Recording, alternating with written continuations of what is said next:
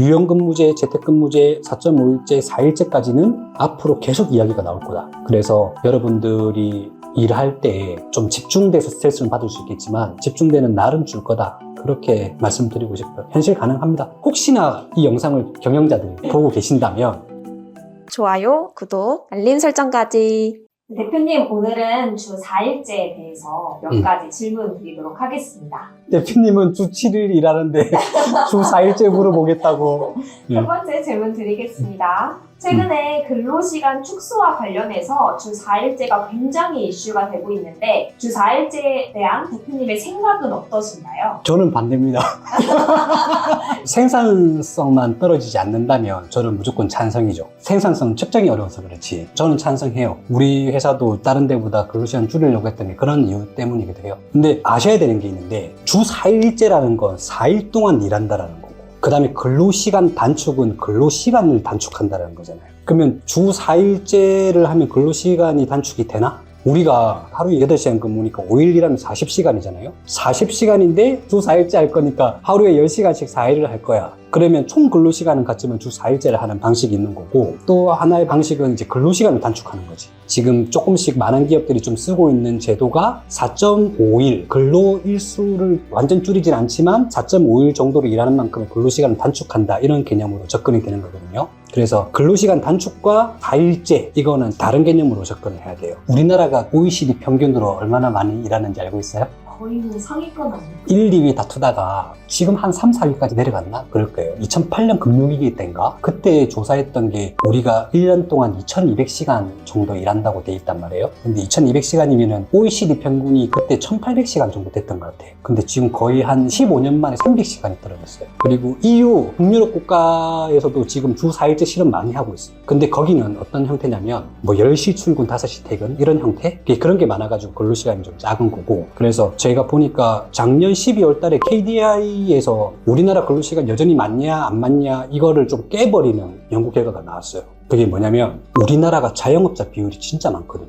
자영업자들은 일 많이 할까 작게 할까? 더 많이 하지 않아요? 네, 그래서 우리 근로시간도 그것 때문에 상향됐다 그렇게 높게 나온다 이렇게 된 거야. 그리고 OECD 국가들이나 북유럽 쪽 국가들 같은 경우에는 시간제 근로자들이 엄청 많거든요. 하루에 4시간 일하고 퇴근하고 하는 사람들. 근데 우리나라는 정규직이냐 비정규직이냐 이런 거에 대해서 엄청 따진단 말이야. 그래서 하루 종일 근무하는 풀타임 근무 좋아하고 막 그래가지고 우리가 시간제 근로자가 아직 많이 없어요. 근데 시간제 근로자가 많이 없다라는 말은 근로시간이 더 긴 거지. 그래서 KDI 연구원님이 발표했던 거 자료 보니까 우리가 아마 1830시간 정도 때까지 온 것 같다. 주 4일제 도입 시 장점과 단점은 무엇이 있을까요? 그 장점과 단점은 근로자 입장과 회사의 입장이 다를 것 같은데 회사의 장점 연구 결과가 이런 게 있어요. 회사의 근로시간이 조금 짧다. 직원들이 다른 회사 가면 근로시간이 많아지니까 우리 회사에 좀 오래 근무한다. 이런 게 있고 또 좋은 인력을 뽑아갈 수 있는 조건이 만들어진다. 그런 게 있거든요. 제가 작년에 컨설팅 하면서 무작위로 채용 공고를 한 100개 정도 보면서 이제 분석을 했던 적이 있는데 재택근무 있는 기업들, 유연근로제 있는 기업들, 뭐 4.5일제 하는 기업들은 지원자가 많고 그렇지 않은 기업들은 같은 업종임에도 불구하고 지원자가 작은 거야. 아무래도 우리 개인은 조금이라도 근로시간이 좀 짧고 내 여가를 좀 쓸 수 있는 시간이 많은 기업들을 선택을 할 거잖아.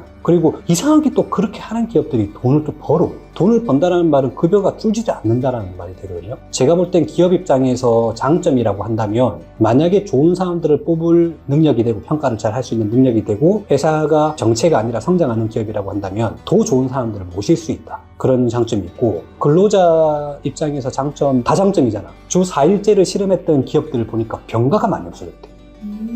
직원들의 병가가 많이 없었다는 말은 뭐냐면 근로할 때는 어쩔 수 없이 스트레스 받고 아프다는 거야. 근데 이제 4일로 바꾸면은 아무래도 조금 덜 아프게 되고 쉬는 시간이 있으니까 아픈 건 회복 시간 그런 게 된다는 거죠. 그리고 앞으로 추세가 이게 꺾일 것 같지 않다. 왜냐면 지금 선반영된 그런 기업들이 먼저 근로시간을 단축을 하고 유연근무제 하면서 직원들의 그런 복지 수준의 눈높이를 높여놨기 때문에 우리나라가 경제 위기가 온다고 해도 옛날처럼 막 2200시간까지 돌아간다거나 2000시간도 못 돌아갈 것 같은데 저는 그건 바뀌진 않을 것 같아요. 근데 이제 반대로 단점이라고 이야기하면 생산성 담보가 되지 않았을 때 모든 게 단점이죠. 예를 들어서 우리가 일하는 방식이 똑같은데 근로시간을 단축한다거나 주 4일제로 한다거나 이랬을 때는 그 똑같은 방식의 일의 양이 줄어드는 거잖아요. 그러면 회사의 생산성이 떨어진단 말이지. 그러면은 일반적으로 알려진 걸로 보면 생산성을 올릴 수 있는 방법이 집중한다거나, 또 하나의 방식이 우리가 지금까지 해왔던 방식의 일부를 기술이 대체해주는, 그러니까 신기술을 접목시키는 그런 것들을 통해서 생산성을 높이는 방식인데, 그 방식으로 생산성을 만들어내지 못하는 직군들이 있어. 예를 들어 생산직 같은 경우는 집중한다고 더 생산이 많아지는 건 아니잖아. 그건 기술의 대체 영역인 거고.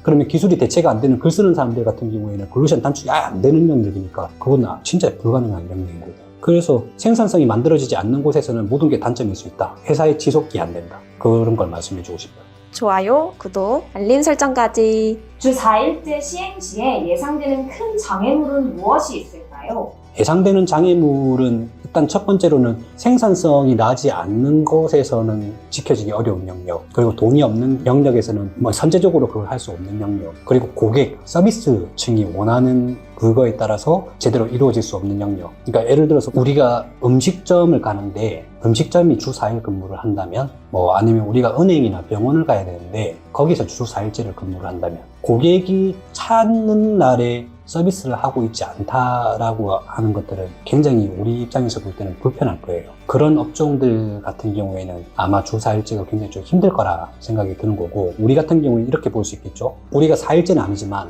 근로시간은 일주일에 32시간 정도 될 거란 말이에요. 그러면은 8시간 근무한다고 해서 32시간이면은 4일제는 동일하죠. 근데 우리는 주 4일제를 못 하잖아. 우리가 관계사가 있고 파트너사, 갑사, 을사 이런 사들이 있는데, 우리가 일을 안 하고 있다? 걔들은 일을 하는데, 그러면 우리 갑사가 이 새끼들 돈 좀 버는가 보네? 이거 납품 단가 좀 이제 내려야 되겠는데? 이런 생각을 할 것 같아.